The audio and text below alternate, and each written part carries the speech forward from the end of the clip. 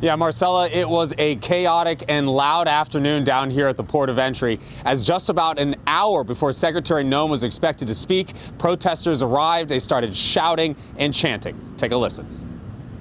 Arrest Kristi Noem!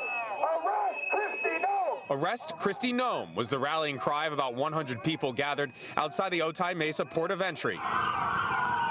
Border Patrol agents eventually drove their cars near the protesters and ran their sirens to drown out the noise, which you could still hear as Secretary Noem began to speak. They're obviously expressing their First Amendment rights, and we welcome that. As long as they do so peacefully, I think it's a wonderful thing. Inside the port of entry, Secretary Noem touted Homeland Security and Border Patrol's success in removing thousands of pounds of illegal drugs off the street.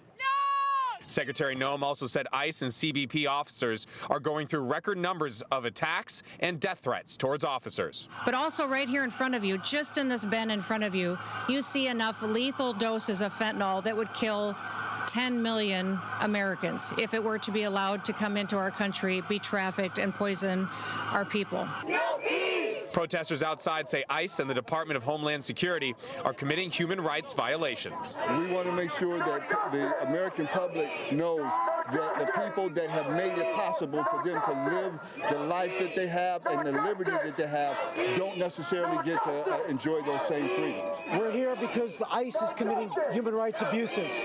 The immigrants are being detained, including in the Otay Mesa Detention Center, in conditions that defy and are inconsistent with human rights.